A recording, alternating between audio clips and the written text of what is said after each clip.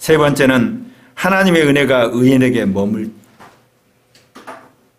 예수를 믿으면 의롭다함을 받습니다. 의롭다함을 받는다고 해서 의인이 되는 게 아니에요. 의인이 되시려면요, 여러분, 영의 법에 따라 계명을 지키셔야 돼요. 그래야지 의인이라고 인정해요. 시험 본 연후에. 근데 예수를 믿음으로 의롭다는 자가 의인이라고 착각하는 거예요. 우리. 여러분, 죄 안 지시나요? 의롭다는 자가 죄 짓잖아요. 계명 어기잖아요. 그 의인이 될 수 없는 거예요, 여러분. 의롭다함을 받은 자일 뿐이지. 여러분, 성경에 보면 창세기에 노아는 당대의 의인이라고 그랬어요. 그에게 하나님의 은혜가 임했어요. 그 이야기는 노아는 주님이 명하신 그 계명을 그대로 지켰다는 거예요. 그 단적인 건 뭐예요? 세상에 배를 산 위에다 지어. 이게 미친 영감이야, 여러분. 그러면 여러분, 어느 날 주님이 나타나서 노아에게 야, 산 위에다가 배 지으라고 했겠어요? 그 전에 수없이 주님이 노아에게 명령을 했어요.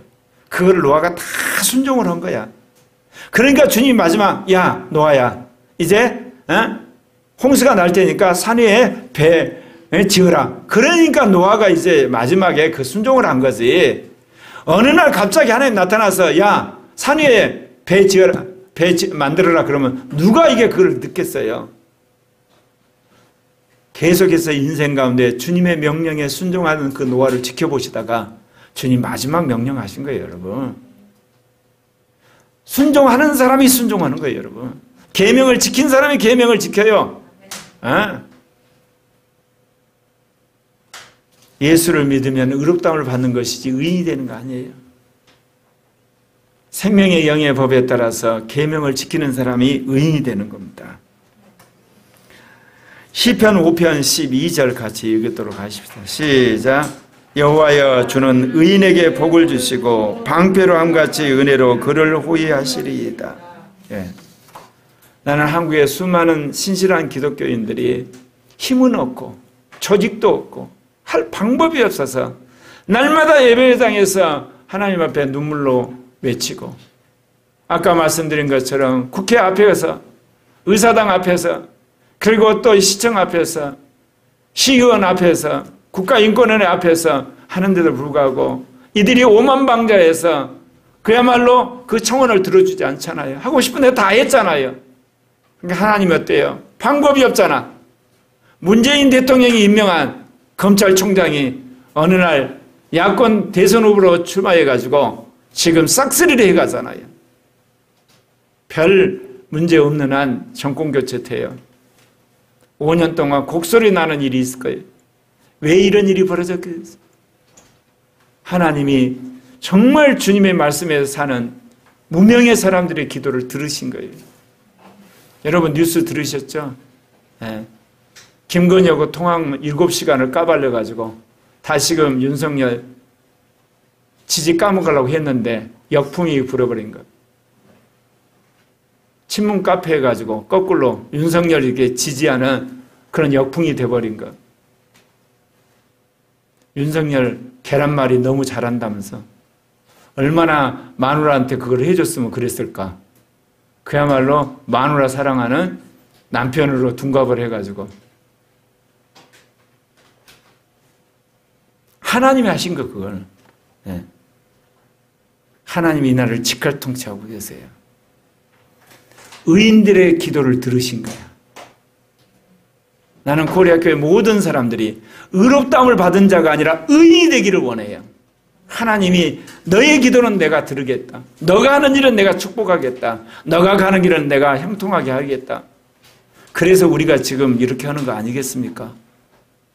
우리가 어떻게 한국의 6만 교회를 움직여요? 5,300만을 움직이고. 하나만 더 이야기할까요? 전 세계 선진국가 중에 페미니즘, 여성주의의 반기를 든 남성들이 없어요. 전 세계가 지금 페미니즘에 다 정복을 당했어요. 네? 유일하게 한국의 2030만 거기에 반기를 든 거야. 이런 기적도 처음이에요. 그런데 왜 그랬냐? 여러분, 전 세계를 통해서 한국이 굉장히 남녀평등이 진척된 나라인 거 아세요? 잘 모르시죠? 영국이나 미국이나 이런 나라들이요, 여자가 투표권 가진 것이 1920년대, 30년대예요. 근데 우리나라 여자가 투표권, 남녀가 같이 가졌대 1948년이에요. 몇 년 차이 안 두고 한국은 같이 남자, 여자가 동시에 처음 투표를 해버린 거예요. 그리고 처음부터 남녀가 같이 학교에 입학했어요. 그래서 지금 2030은요, 남녀 평등의 그야말로 만개한 시대를 살아요. 나 40대 이상은 안 그래요. 40대 이상은 여전히 여성들이 가부장제 문화 속에서 고생 많이 하고 있어. 근데 2030은 아니야. 허구한 이 페미니즘 교육을 받아가지고 남자애들이 기가 죽어서 살아. 그나마 군대 요즘 18개국이죠. 옛날에 같으면 2년씩 가서 썩어서 와. 공무원 시험, 대기업 시험, 모든 국영시험 시험 보면 여자들은 상대가 안 되는 거지. 네, 머리가 돌이 되어 나오니까. 그런데 국가가 전혀 보상을 안 해준 거야. 그러면 남자들이 성적인 무슨 욕구가 있고 그런데 그러면 전부 다 여자들이 뭐냐? 요즘에는 성폭행 또는 성추행, 성희롱으로 고소 다 해버리면 무고죄, 그래갖고 다 걸려들어가지고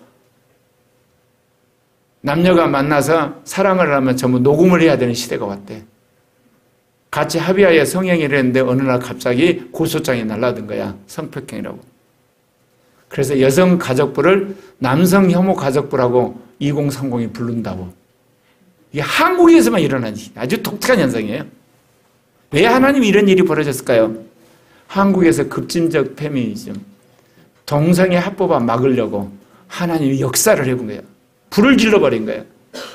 그래서 앞으로 한 5년 안에 한국에서 이 동성애 차별금지법, 급진적 페미니즘 급속하게 퇴조할 겁니다. 실제로 또 뭐냐? 여성가족부가 안희정이 미투 사건 할 때, 박원순이 미투 사건 할 때 말도 안 되는 것 갖고 변호를 했잖아요. 그러니까 여성들도 저거는 아니다. 하나님이 하시는 일이에요, 이게. 그래서 최초로 민주국가 중에서, 선진국가 중에서 동성애 차별금지법이 이제 사라지는 국가가 될 겁니다. 앞으로 5년 안에. 그럼 왜 그럴까요? 교회가 기도를 했거든. 교회가 그걸 위해서 계속해서 싸워왔거든. 의인들의 기도를 하나님 들으시는 거예요. 제가 5년 전에 그런 이야기를 했어요. 우리 총회 가서 1,500부 이렇게 책자를 뿌릴 때 제목이 뭐냐? 세계적인 동성애를 물리칠 최초의 나라가 한국이 된다고. 5년 만에 하나님 응답을 하신 거예요. 이제 5년이 되고 나면 그것이 완전히 성취된 걸 보게 될 겁니다. 여러분, 하나님께서 의인에게 은혜를 부으세요.